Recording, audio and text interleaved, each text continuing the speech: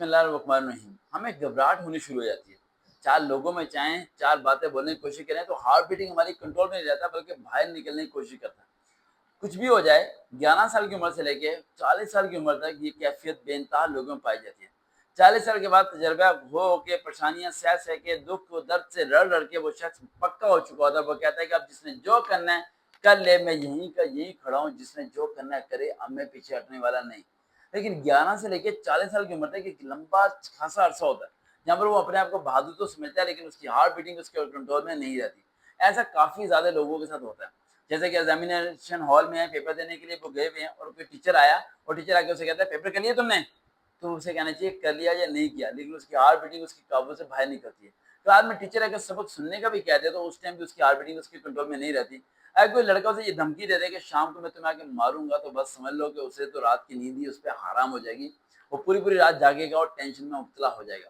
ایسے لوگوں کو کیسے ان ٹینشن سے نکلنا چاہیے, کیسے اپنے اندر یہ چیز ویلیو پیدا کرنی چاہیے کہ وہ آرام سے جائیں اور لوگوں سے جا کے بات کریں. سب سے پہلا پوائنٹ دیکھو, ٹینشن جو ہے نا وہ آپ کے فیس پہ نہیں آنی چاہیے, آپ کے اندر رہنی چاہیے. جو آپ کو فیس سے پریشن ہے نا یہ سب کچھ بتا دیتا ہے. آپ کسی کے پاس بیٹھتے ہو تو آپ کو پسینے آنے شروع ہو جاتے ہیں, آپ گھبراہٹ ہوتے ہیں, ایسے کرتے ہو, پولیس والا بھی آ گیا, یہ جو آپ کی کیفیت ہوتی ہے نا, یہ جو آپ کا بیہیویئر ہوتا ہے, یہ جو آپ کا ایک دم ڈاؤن ہو جانا ہوتا ہے, آپ کا جھکنا ہوتا ہے, آپ کا جھکاؤ کی طرف لے کے جانا ہوتا ہے اور آپ کے الفاظوں کا ٹوکپانا ہوتا ہے, الفاظوں کا ٹھہراؤ نہیں ہوتا, یہ پہلا قدم ہوتا ہے آپ لوگوں کا جہاں پر آپ ڈاؤن ہو جاتے ہیں. آپ کی جتنی مرضی پریشانی آپ کی لائف میں آ رہی ہے وہ دل اور دماغ میں رکھیں, فیس پہ پریشر مت لے گئے, فیس پہ اسمائل رکھیں.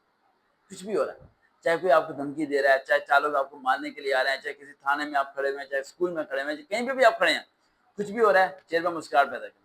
اس سے اگلا شخص گھبرا جائے گا, وہ کہے گا یار یہ تو پریشان ہی نہیں ہو رہا. یہ فیس ایک بہت بڑی پاور ہے آپ کی, اور یہ فیس ہی بہت بڑی ویکنس ہے آپ کی. یہ فیس ہی بتا دیتا ہے کہ آپ ڈرے ہوئے ہیں, یہ فیس ہی بتا دیتا ہے کہ آپ چور ہیں, یہ فیس ہی بتا دیتا ہے کہ آپ سچے ہیں, اور یہ فیس ہی بتا دیتا ہے کہ آپ منافق ہیں, جھوٹے ہیں, مکار ہیں, رشوت خور ہیں.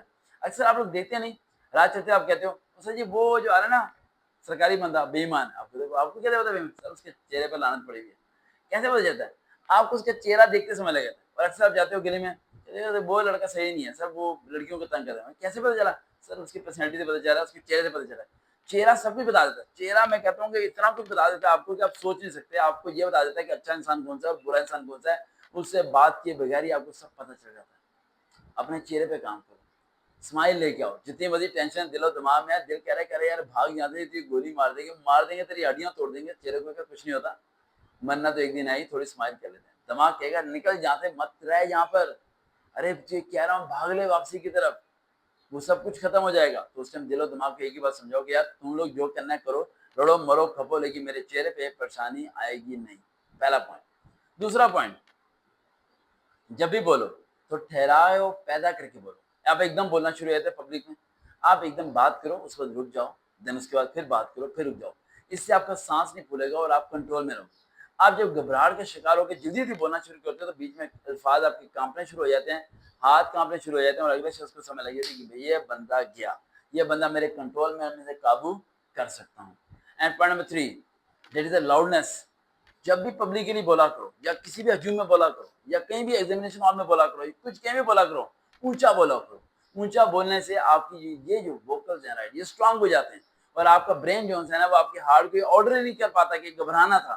وہ یہ بتانا بھول جاتا ہے کہ اس دل نے گھبرانا تھا, اس کی ہارٹ بیٹنگ تیز ہونی تھی, کیونکہ اس ٹائم آپ نے اپنے برین کو آرڈر دیا ہوتا ہے کہ میں نے لاؤڈلی بولنا ہے. وہ سیدھا فوکس لاؤڈلی پہ کر رہا ہوتا ہے کہ اس نے اونچا بولنا ہے. وہ دل کو یہ نہیں بتا پاتا. جب آپ آہستہ بولتے ہو تو دل کو وہ بتاتا ہے کہ گھبرا جا, یہ بندے کے الفاظ ہی نہیں نکل پا رہے. لیکن جب اونچا بولتے ہو تو ہارٹ بیٹ سے بھی زور لگتا ہے, آپ کی ہارٹ بیٹنگ کچھ وقت کے لیے آپ کی کنٹرول میں آ جاتی ہے. اور جب بھی آپ بات کریں پبلک کے لیے تو اونچا بولیں, کبھی آہستہ مت بولیں, کبھی کم آواز میں مت بولیں. اس طرح آپ کے اپنے پر کنٹرول رہے گا.